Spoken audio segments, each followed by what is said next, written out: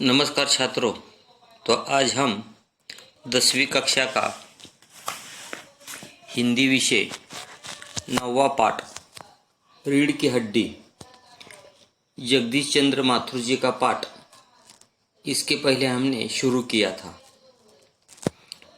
तो इस पाठ में हमने देखा है कि स्त्री के प्रति जो आदर भाव नहीं रखा जाता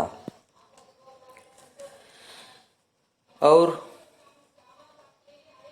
समाज में जो ये शिक्षा को महत्व नहीं दिया जाता स्त्री के बारे में, इसके बारे में यह जगदीश चंद्र माथुर जी ने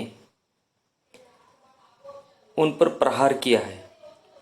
और इस पाठ में स्त्री को अनन्य साधारण महत्व देने का उन्होंने प्रयास किया है। प्रस्तुत एकांकी में जगदीश चंद्र माथुर जी ने स्त्री शिक्षा को महत्व दिखाया है और समाज में जो दकियानुसी विचारों पर प्रहार किया है इस कहानी में। तो हमने रीढ़ की हड्डी पाठ का जो लेखक है जगदीश चंद्र माथुर जी, उनका भी हमने परिचय देखा था, उनकी प्रमुख कृतियां देखी थी।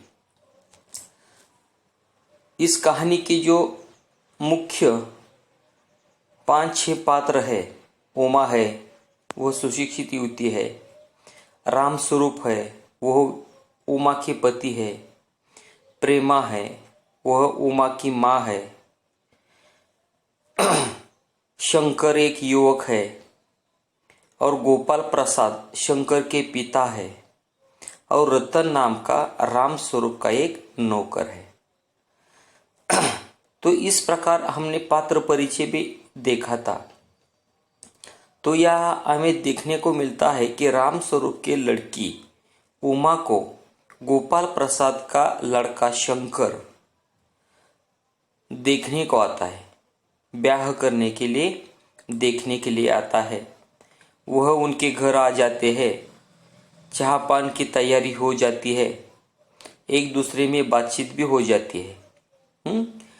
तो उसके आगे हम पन्ना नंबर 45 पर जो 36 पर जो पाठ था वह हम देखने वाले हैं। पन्ना नंबर 36 पर जो भाग है वह हमारा रह गया है, हम देखेंगे।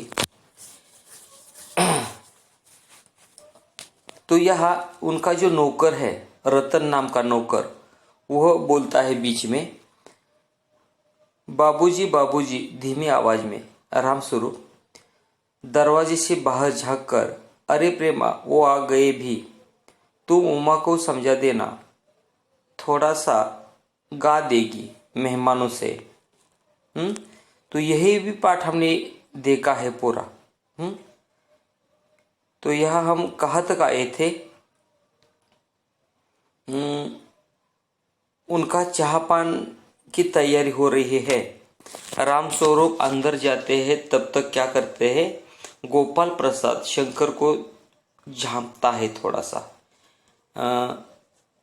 सीधा बैठने को वो कहता है, कमर में वह सीधा नहीं बैठा था, बैकबोन है आपको।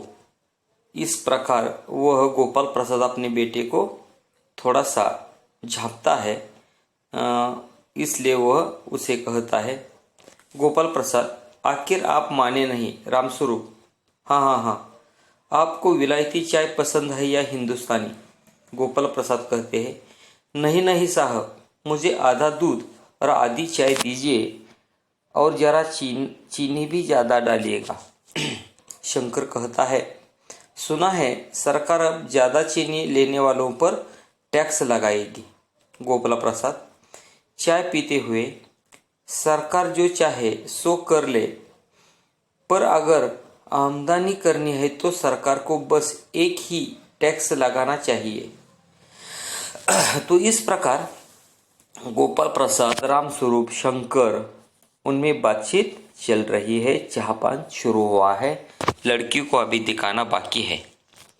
रामस्वरूप जी कहते हैं शंकर को प्याला पकड़ते हुए, यह क्या? गोपाल प्रसाद, खूबसूरती पर टैक्स। रामस्वरूप और शंकर हंस पड़ते हैं। मजाक नहीं साहब, यह ऐसा टैक्स है जनाब कि देने वाले चू भी न करेंगे। रामस्वरूप जोर से हंसते हुए, वाह वाह, खूब सोचा आपने। वाकई आजकल खूबसूरती का सवाल भी बेड़ब हो गया है। हम लोगों के जमाने में तो यह कभी उठता भी न था। तस्तरी गोपाल की तरफ बढ़ाते हैं, लीजिए। गोपाल प्रसाद कहता है समोसा उठाते हुए, कभी नहीं साहब, कभी नहीं। रामस्वरूप शंकर की तरफ मुखातिब होकर, आपका क्या ख्याल है शंकर बाबू? शंकर, किस मामले में? रामस्वरूप, यही कि शादी तय करने में खूबसूरती का हिस्सा कितना होना चाहिए। गोपाल प्रसाद बीच में ही, यह बात दूसरी है बाबू रामस्वरूप, मैंने आपसे पहले भी कहा था लड़की का खूबसूरत होना निहायत जरूरी है, और जायचा जन्मपत्र तो मिल ही गया है। म्हणजे या ठिकाणी शंकर हा रामस्वरूपच्या मुलीला पाहायला आलेला आहे। गोपाल प्रसाद हे त्याचे वडील आहेत शंकरचे, आणि ते एकमेकांची चहापान करत करत चर्चा करत आहेत। रामस्वरूप आणि गोपाल प्रसाद एकमेकांना बोलतायत आणि ते म्हणतायत मुलगी कशी असायला हवी, तुमची काय इच्छा आहे? तर ते म्हणतायत मुलगी सुंदर असायला हवी आहे, कमी शिकलेली असायला हवी आहे। पहा आता काय होतंय। रामस्वरूप, जी जायचे का मिलना क्या मुश्किल है बात है, ठाकुर जी के चरणों में रख दिया, बस खुद ब खुद मिला हुआ समझिए। शंकर भी हंसता है मगर गोपाल प्रसाद गंभीर हो जाते हैं। गोपाल प्रसाद, लड़कियों को अधिक पढ़ाने की जरूरत नहीं है, सिलाई पुराई कर ले बस। म्हणजे थोडक्यात मुलाच्या वडिलाला मुलगी जास्त शिकलेली नको आहे, सुंदर असणं गरजेचं आहे परंतु जास्त शिकलेली नको आहे त्यांना। ते म्हणतात फक्त तिनं कमी शिकलेलं असावं आणि तिला विणकाम भरतकाम वगैरे करता यावं। रामस्वरूप म्हणतायत हाँ हाँ, मेज को एक तरफ सरका देते हैं, फिर अंदर के दरवाजे की तरफ मुंह कर जरा जोर से, अरे जरा पान भिजवा देना। उमा पान की तस्तरी अपने पिता को देती है। उमा, उस समय उसका चेहरा ऊपर को उठा जाता है और नाक पर रखा हुआ सुनहरी रिम वाला चश्मा दिखाता है। बाप बेटे चौंक उठते हैं। तर या ठिकाणी हे रामस्वरूप जे आहेत हे आपल्या मुलीला बोलवत आहेत जोरानं हाक मारून, आणि या ठिकाणी ही उमा जी आहे ती पानाचा पुडा घेऊन आलेली आहे चहापान झाल्यानंतर। आणि मग काय झालं की गोपाल प्रसाद आणि शंकरनं त्या मुलीला पाहिलेलं आहे। तर काय होतंय, त्या मुलीनं चष्मा घातलेला आहे प्रेमानं, त्यांना चष्मा दिसतोय। आता गोपाल प्रसाद काय म्हणतात बा और शंकर एक साथ चष्मा, मग त्यांना त्या मुलीच्या डोळ्याला चष्मा दिसल्यानंतर त्यांना आश्चर्य वाटलेलं आहे। कारण चष्मा हा कोण वापरतं की जी मुलगी शिकलेली असते ती चष्मा वापरत असते, आणि जी मुलगी शिकलेली नसते तिला चष्मा शक्यतो नसतो। आता या ठिकाणी रामस्वरूप काय म्हणतात बा, जरा सपक का कर जी, वह पिछले महीने में इसकी आंखें दुखने लगी थी, सो कुछ दिनों के लिए चष्मा लगाना पड़ रहा है। म्हणजे मुलीचे वडील म्हणजे प्रेमाचे वडील जे आहेत रामस्वरूप हे म्हणतात तिनं चष्मा का घातलेला आहे, तर मागच्या महिन्यामध्ये तिचे डोळे दुखायला लागले होते आणि त्यामुळे थोड्या दिवसासाठी तिनं चष्मा घातलेला आहे। गोपाल प्रसाद, पढ़ाई वढ़ाई की वजह से तो नहीं है कुछ, म्हणजे मुलाचे वडील गोपाल प्रसाद म्हणतात तर ती शिकल्या सवरल्यामुळे तर तिला चष्मा लागलेला नाही। आता रामस्वरूप म्हणतात बा,